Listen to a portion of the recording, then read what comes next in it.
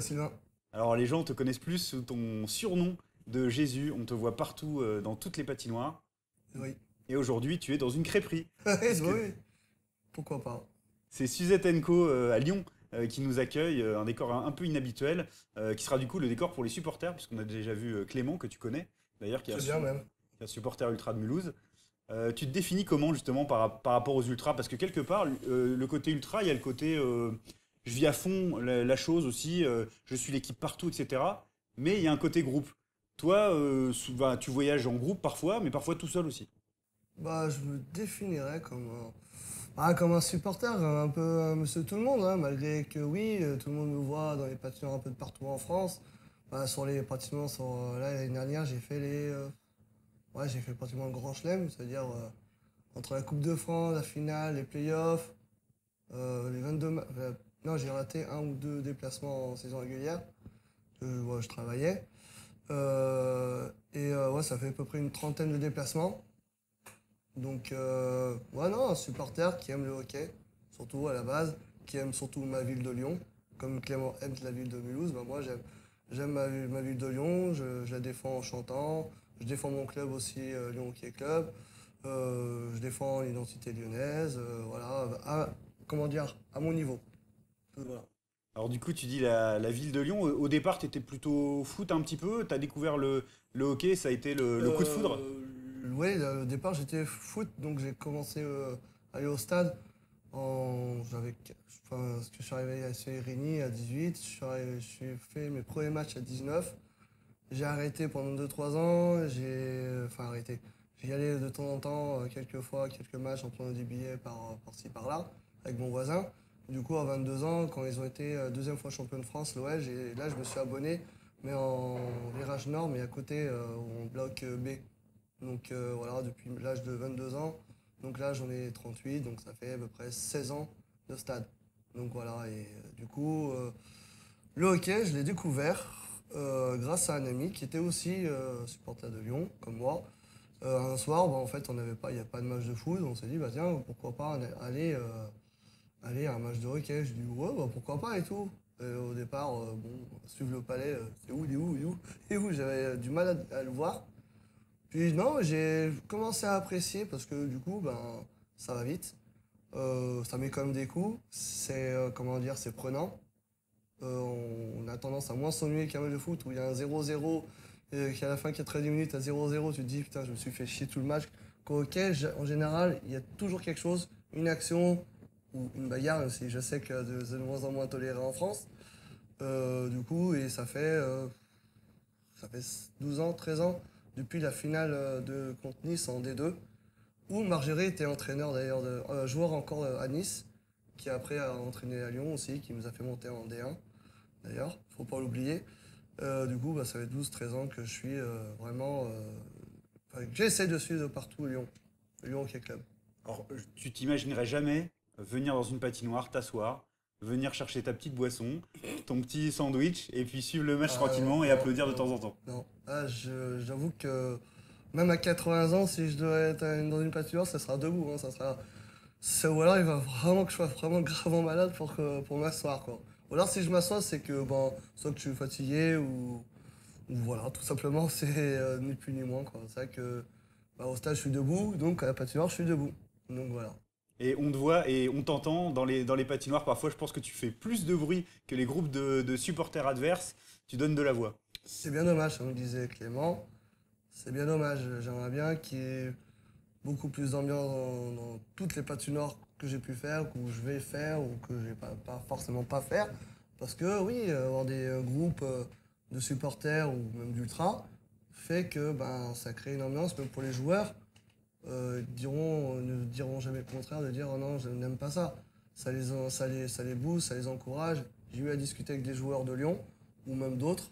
Ils m'ont jamais dit non, on n'aime pas. Justement, c'est très bien que des gens comme moi ou les Lyonceaux, les Énervés, Maël, Aude, Tristan, enfin Mélanie pour les citer, ou même Vincent, mon ami qui m'a fait découvrir le hockey il y a 12 ans, ou Thomas qui faisait des déplacements avec moi en D2. En D2, on a commencé en D2.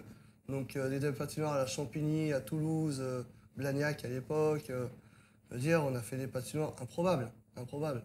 Cergy, l'ancienne patinoire de Cergy, sans le vouloir critiquer, qui était un vrai hangar. C'est la première fois quand j'y suis allé. J'étais limite choqué parce que je connaissais pas trop encore le monde du hockey, toutes les patinoires de France. En D2, la Magnus, pour nous, c'était encore super loin, quoi. On savait pas trop ce que c'était, les patinoires de Magnus. Et j'ai l'impression qu'aussi, ce qui te plaît énormément, au-delà du match, au-delà du sport, au-delà de ce que ça représente, c'est les rencontres.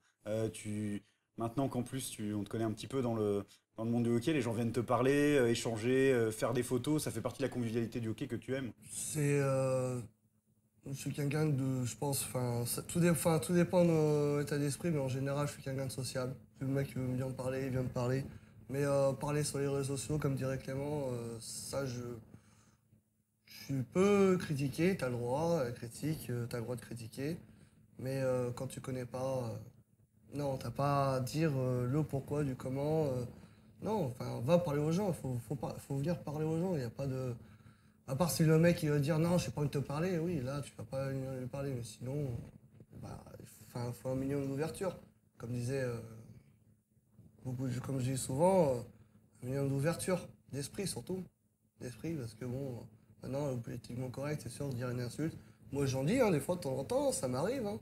Après, je sais que oui, il y a des enfants, je sais très bien, mais au foot aussi, on a des enfants, et pourtant voilà, c'est une autre ambiance. C'est une autre ambiance. Alors il y a l'équipe de France aussi, à quel point tu la suis? Est-ce que tu as envie de dépasser les frontières régulièrement de la France? C'est peut-être un peu compliqué aussi, c'est d'autres budgets. Non, mais de toute façon, que ce soit Magnus, équipe de France ou le foot ou tout ce que je peux faire en dehors du hockey, ça a un coût. Tout ça, ça a un coût. Je le fais parce que, bon, en étant seul, sans enfant, voilà, je peux me permettre de le faire. D'autres ne peuvent permettre, ça c'est clair, que ça a un coût. Parce que 10 euros la place, 22 matchs, ça fait 200 euros je dis pas balancer, parce que bon, le hockey, ça reste un sport qui est, comment dire, qui pour moi est super parce que ça va vite, il y a toujours de l'action. En général, je m'ennuie jamais. Alors que j'adore le foot, mais des fois, le match de foot peut s'ennuyer. Donc, voilà.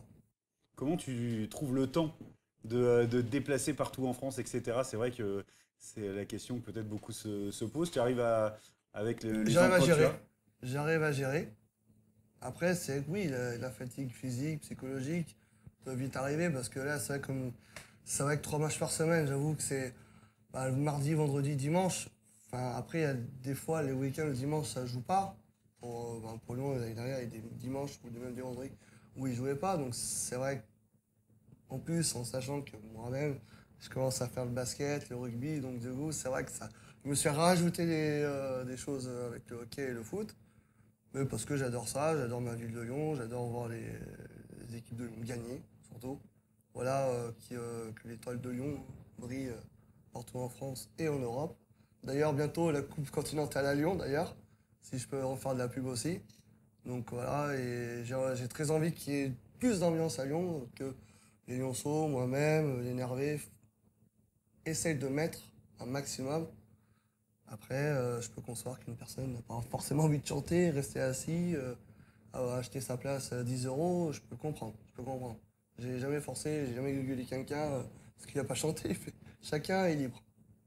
Alors si tu devais nous partager en tout cas, et puis nous donner tes meilleurs souvenirs, ce serait lesquels? Est-ce que c'était des grandes victoires sportives ou est-ce que c'est peut-être plus des rencontres humaines ou...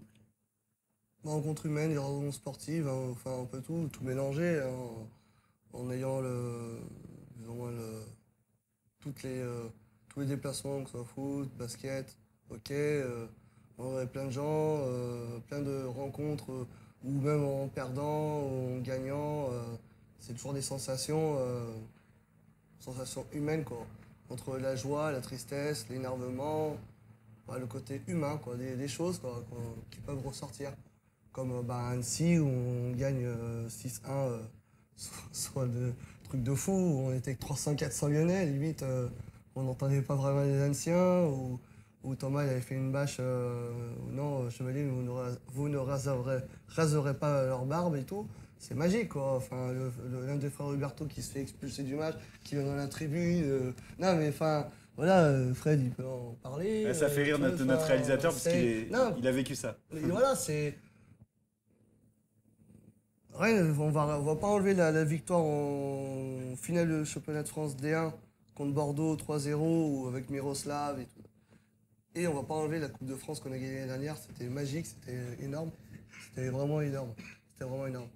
Ah, c'est beau des souvenirs comme ça. Alors, je finis toujours l'entretien en demandant à mes invités qu'est-ce qui donnerait comme axe prioritaire d'évolution pour le hockey français. Qu'est-ce qui devrait être la priorité pour l'avenir? Que la fédération les écoute. Que la fédération les écoute les supporters. Les supporters, les ultras, enfin tout le monde. Enfin, après tout le monde, hein, c'est un peu divisé parce que je pense que la fédération a d'autres chats à fouetter que forcément d'écouter. Mais un minimum d'écoute. Minimum d'écoute, que les clubs nous écoutent, même si on n'a pas forcément que des bonnes idées. Mais voilà, qu'on essaie de partager. Le partage, quoi. C'est essayer de faire évoluer dans le bon sens ce championnat qui, pour moi, évolue. Hein, évolue dans le bon sens. Alors oui, 44 matchs, ça fait beaucoup. On est bien d'accord. Parce que bon, en termes financiers pour les gens, les supporters comme moi ou d'autres gens avec qui je fais des déplacements, Lyonceau, énervé, tout ça, ça a un coût. Donc après c'est vrai que la fédération, peut-être, oui, un peu plus d'écoute envers nous, plus de partage. Et puis, je dis pas qu'on ferait évoluer à 100% le hockey, mais bon, voilà, tout simplement.